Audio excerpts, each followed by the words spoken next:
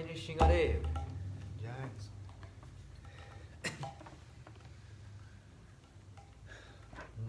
Namaste Nrsimhaya. Namaste Nrsimhaya. La la la la la la ine.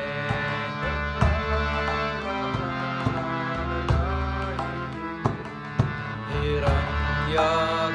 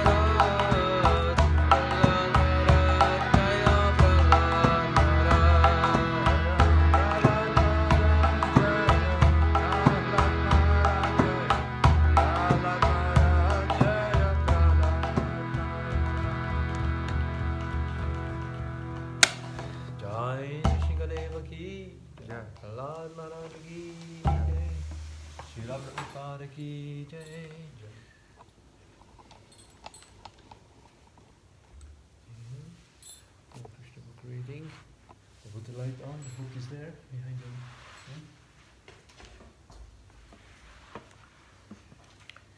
We continue reading a Krishna book. Krishna, Krishna, Krishna, Krishna, Krishna, Krishna, Krishna, hey. Krishna, Krishna, Krishna, Krishna, Krishna, Krishna, Krishna, hey. Krishna, Krishna, Krishna, Krishna, Krishna, Krishna, Raksha Mam. Krishna, Krishna, Krishna, Krishna, Krishna, Krishna, Pahi Mam. Rama Raghava, Rama Raghava, Rama Raghava, Raksha Mam. Krishna Keshava, Krishna Keshava, Krishna Keshava, Pahi Mam. Continue reading Krishna book from where we left off.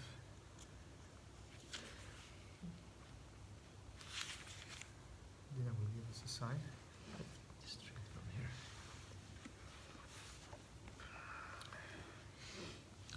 Chapter is called Krishna and Balaram meet the inhabitants of Vrindavan.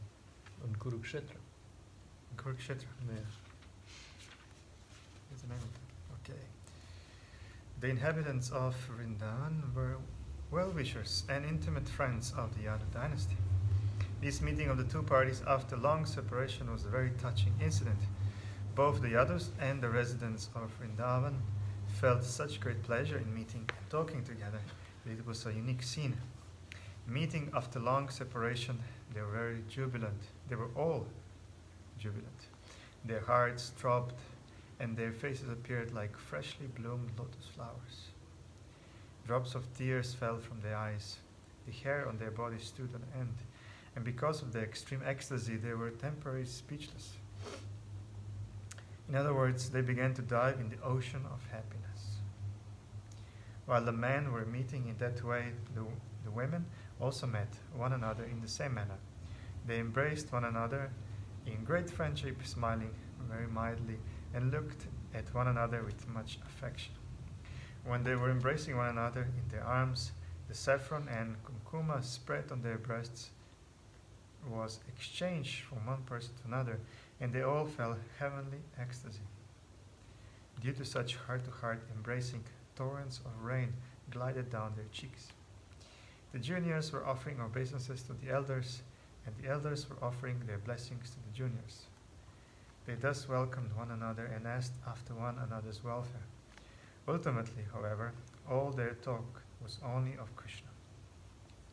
All the neighbors and relatives were connected with Lord Krishna's pastimes in this world, and as such, Krishna was the center of all their activities. Whatever activities they performed, social, political, religious, or conventional, were transcendental. The real elevation of human life rests on knowledge and renunciation.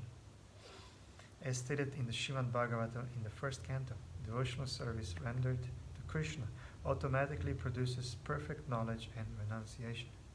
The family members of the Yadu dynasty and the cowherd men of Vrindavan had their minds fixed on Krishna. That is the symptom of all knowledge.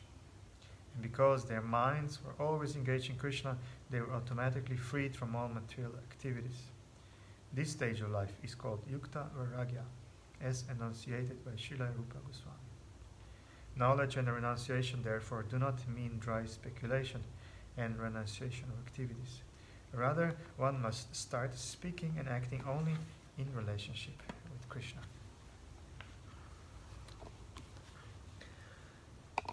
In this meeting at Kurukshetra, Kunti Devi and Vasudev, who were sister and brother, met after a long separation, along with their respective sons and daughters-in-law, wives, children, and other family members. By talking among themselves, they soon forgot all their past miseries. Kunti Devi especially addressed her brother Vasudeva as follows: "My dear brother, I am very unfortunate because not one of my desires has ever been fulfilled. Otherwise, how could it happen that although I have such a saintly brother as you, perfect in all respects, you did not inquire from me as how I was passing my days in a distressed condition of life?" It appears that Kunti Devi was remembering the miserable days when she had been banished with her sons through the mischievous plans of Dhritarashtra and Duryodhana. She continued, "My dear brother, I can understand that when providence goes against someone, even one's nearest relatives also forget him. In such a condition, even one's father, one's mother, or one's own children will forget him. Therefore, my dear brother, I do not accuse you." Vasudeva replied to his sister, "My dear sister, do not be sorry, and do not blame me in that way. We should always remember that we are all only toys in the hands of Providence. Everyone is under the control of the Supreme Personality of Godhead. It is under His control only that all kinds of fruitive actions and their reactions take place. My dear sister, you know that we were very much harassed by King Kamsa, and by his persecutions we were scattered here and there. We were always full of anxieties. Only in the last few days have we returned to our own places, by the grace of God." After this conversation, Vasudeva and Ugrasena received the kings who came to see them. and they sufficiently welcomed them all. Seeing Lord Krishna present on the spot, all the visitors felt transcendental pleasure and became very peaceful. Some of the prominent visitors were as follows: Bhishmadev, Dronacharya, Dhritarashtra, Duryodhana, and Gandhari, along with her sons. King Yudhishthir, along with his wife, and the Pandavas, along with Kunti, Srinjaya, Vidura, Kripacharya, Kuntibhoja, Virata, King Nagnajit, Purujit, Drupada, Shalya, Trishtaketu, and King of Kashi, Tamakosh, Vishalaksha, the king of Mithila, the king of Madras, formerly known as Madra, the king of Kekaya, Yudhamanyu, Shusharma, Balika, along with his sons, and many other rulers subordinate to King Yudhishthir. When they saw Lord Krishna in his thousands of queens, they were fully satisfied at the sight of such beauty and transcendental opulence. All who were there personally visited Lord Balaram and Krishna, and being properly welcomed by the Lord, they began to glorify the members of the Yadu dynasty, especially Krishna and Balaram. Because Ugrasena was the king of the Bhojas, he was considered the chief Yadu, and therefore the visitors specifically addressed him: Your Majesty Ugrasena, king of the Bhojas. Factually, the Yadus are the only persons within this world who are perfect in all respects. All glories unto you, all glories unto you. The specific condition of your perfection is that you always see Lord Krishna, who is sought by many mystic yogis, undergoing severe austerities and penances for a great number of years. All of you are in direct touch with Lord Krishna at every moment.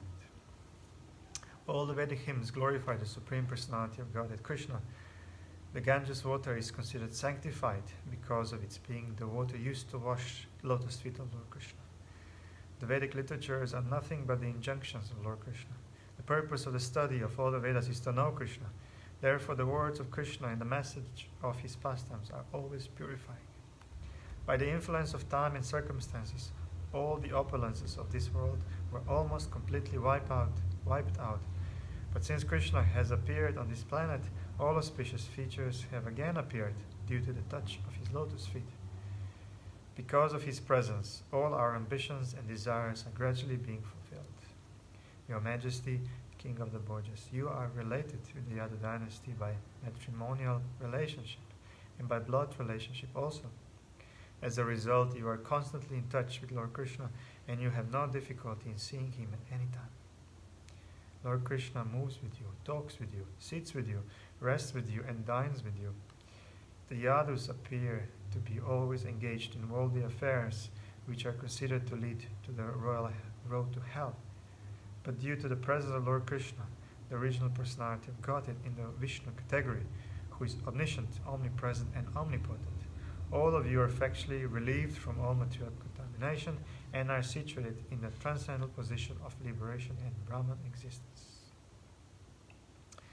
When they had heard that Krishna would be present in Kurukshetra because of the solar eclipse, the residents of Vrindavan, headed by Maharaj Nanda, had also decided to go there, and therefore all the members of the Yadu dynasty were attending.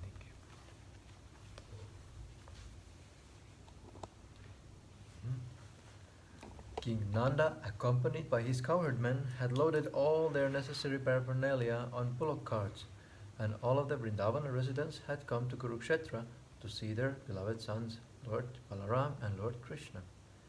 When the cowherd men of Vrindavan arrived in Kurukshetra, all the members of the Yadu dynasty were most pleased. As soon as they saw the residents of Vrindavana, they stood up to welcome them and appeared to have regained their life. Both had been very eager to meet, and when they actually came forward and met, they embraced one another to their heart's satisfaction and remained in embrace for a considerable time. As soon as Vasudeva saw Nanda Maharaj, he jumped and ran over to him and embraced him very affectionately. Vasudeva began to narrate his past history, how he had been imprisoned by King Kamsa, how his babies had been killed, how immediately after Krishna's birth he had carried Krishna to the place of Nanda Maharaj, and how Krishna and Balaram had been raised by Nanda Maharaj and his queen, Yashoda, as their own children. Similarly, Lord Balaram and Krishna also embraced King Nanda and Mother Yashoda and then offered their respects unto their lotus feet by bowing down. Because of their feeling affection for Nanda and Yashoda, both Lord Krishna and Balaram became choked up, and for a few seconds they could not speak. The most fortunate King Nanda and Mother Yashoda placed their sons on their laps and began to embrace them to their full satisfaction. Because of separation from Krishna and Balaram, both King Nanda and Yashoda been merged in a great distress for a very long time. Because of separation from Krishna and Balaram, both King Nanda and Yashoda had been merged in great distress for a very long time. Now, after meeting them and embracing them, all their sufferings were mitigated. After this, Krishna's mother Devaki and Balaram's mother Rohini both embraced Mother Yashoda. They said, "Dear Queen Yashoda Devi, both you and Nanda Maharaj have been great friends to us. And when we remember you, we were immediately overwhelmed by the thought of your friendly activities. We are so indebted to you that even if we were to return you your benediction by giving you the opulence of the King of Heaven, it would not be enough to repay you for your friendly behavior. We should never forget your kindly behavior toward us. When both Krishna and Balaram were born, before they even saw their real father and mother, they were entrusted to you, your care, and you raised them as your own children, fostering them as birds take care of their offspring in the nest. You have nicely fed, nourished, and loved them, and have performed many auspicious religious ceremonies for their benefit. Actually, they are not our sons, they belong to you. Nanda Maharaj and you are the real father and mother of Krishna and Balaram. As long as they were under your care, they had not even a pinch of difficulty. Under your protection, they were completely out of the way of all kinds of fear. This most affectionate care which you have taken for them is completely befitting your elevated position. The most noble personalities do not discriminate between their own sons and the sons of the others, and there cannot be any personalities more noble than Nanda Maharaj and you. As far as the gopis of Vrindavan were concerned, from the very beginning of their lives, they did not know anything beyond Krishna. Krishna and Balaram were their life and soul.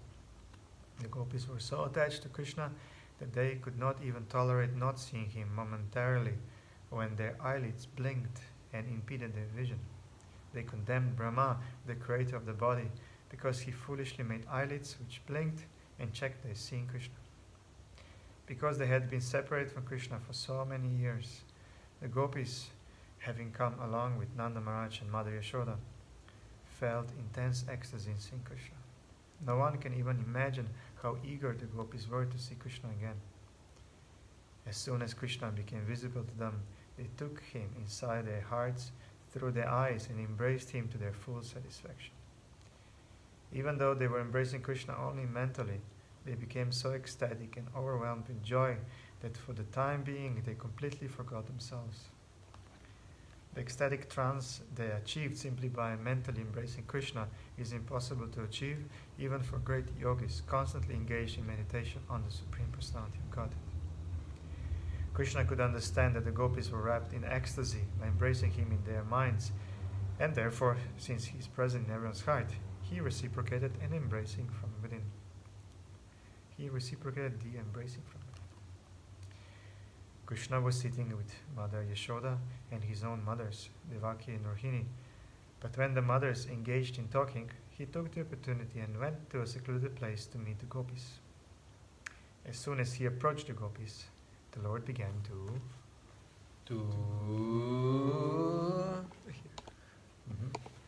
smile, and after embracing them and inquiring about their welfare, he began to encourage them, saying, "My dear friends, you know that both Lord Balaram and I left Vrindavan just to please our relatives and family members.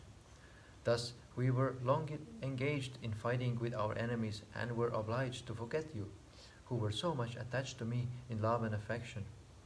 I can understand that I have been ungrateful to you, but still you know that you are faithful to me.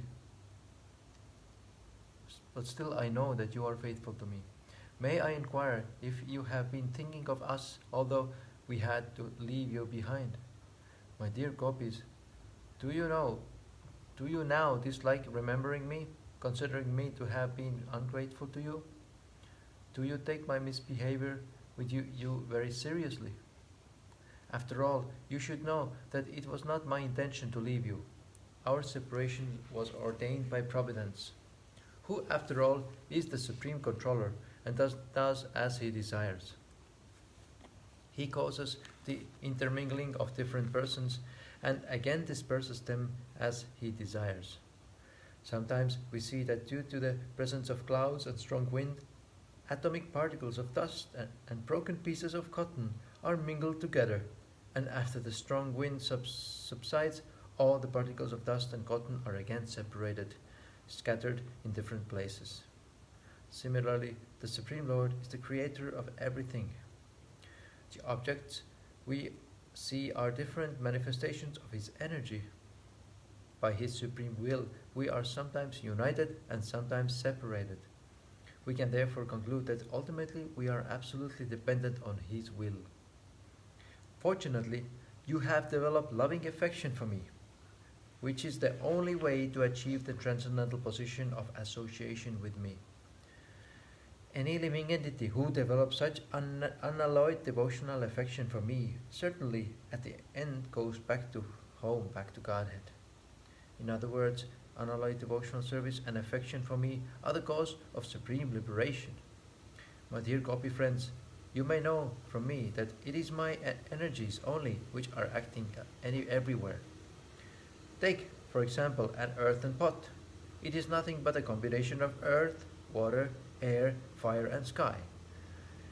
It is always of the same physical composites, whether in its beginning, during its existence, or after its annihilation.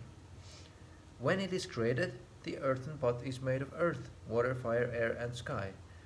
While it remains, it is the same in composition, and when it is broken and annihilated, its different ingredients are conserved in different parts of the material energy.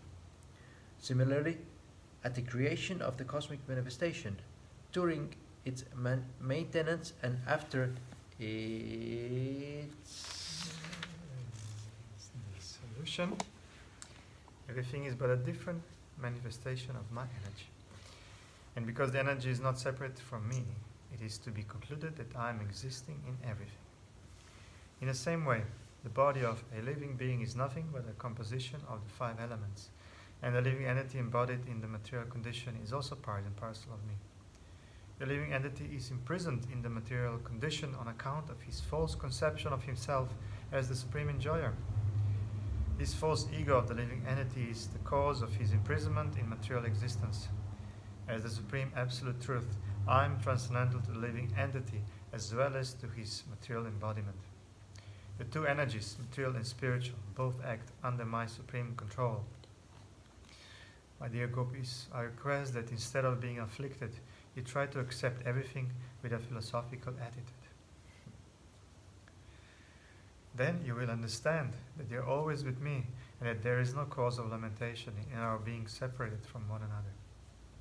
This important instruction by Lord Krishna to the gopis can be utilized by all devotees engaged in Krishna consciousness. The whole philosophy is considered on the basis of inconceivable, simultaneously oneness and difference. In Bhagavad Gita, the Lord says that He is present everywhere in His impersonal feature. Everything exists in Him, but still He is not personally present everywhere. The cosmic manifestation is nothing but a display of Krishna's energy, and because the energy is not different from the energetic, nothing is different from Krishna. When this absolute consciousness, Krishna consciousness, is absent, we are separated from Krishna. But fortunately, if this Krishna consciousness is present, then we are not separated from Krishna. The process of devotional service is the revival of Krishna consciousness. And if the devotee is fortunate enough to understand that the material energy is not separate from Krishna, then he can utilize the material energy and its products in the service of the Lord. But in the absence of Krishna consciousness, the forgetful living entity, although part and parcel of Krishna, falsely puts himself in the position of enjoyer of the material world, and being thus implicated in material entanglement, is forced by the material energy to continue his material existence. This is also confirmed in the Bhagavad Gita. Although a living entity is forced to act by the material energy, he falsely thinks that he is the all-in-all and the supreme enjoyer. We have for one more. Are you sure we have? I don't know. And Oh yeah. that's With this If the devotee knows perfectly that the Archa or deity form of Lord Krishna in the temple is exactly the same Sachit Ananda Vigraha as Krishna himself, then his service to the temple deity becomes direct service to the Supreme Personality of Godhead. Similarly, the temple itself, the temple paraphernalia, and the food offered to the deity are also not separate from Krishna. One has to follow the rules and regulations prescribed by the Acharyas, and thus, under superior guidance, Krishna realization is fully possible even in this material existence. The gopis, having been instructed by Krishna in this philosophy of simultaneous oneness and difference, remained always in Krishna consciousness and thus became liberated from all material contamination.